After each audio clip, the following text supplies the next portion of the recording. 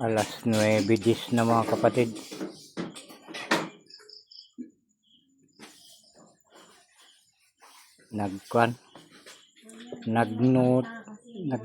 Nag-note si Facebook sa akin dahil yun nga kukunti yung dalawa lang yung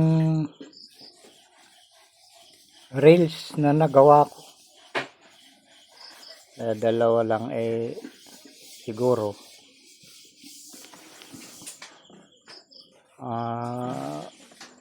nangihinayang din. Ayaw din pala ni Facebook na tayo mga kapatid, na bumagsak kung maaari, kung tayo ay mga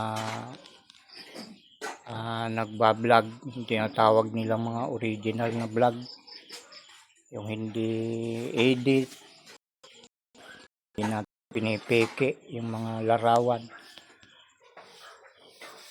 Nanghihinayang din pala sila sa mga katulad natin na ganun mga kapatid. Kapag medyo kulang yung na i-upload natin, nagbibigay siya ng note sa atin,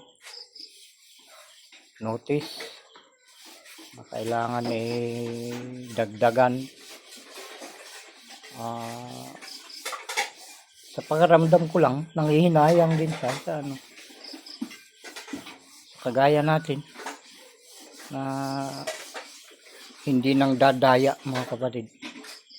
Kaya sa inyo mga kapatid, kung mayroong kagaya ko na sinisikap na maging tunay, totoo yung mga binablog, pakiramdaman nyo mga kapatid, kapag nagkulang kayo ng binablog. Dalawang araw na kasi, kahapon tapos ngayon na ang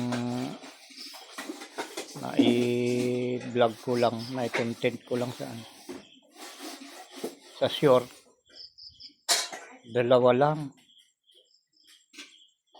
Kahapon dalawa din, pero sa sa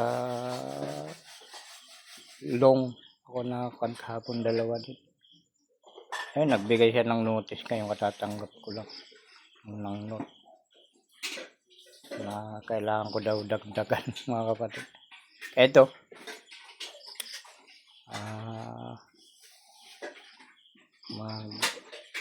nagko-content tayo ngayon.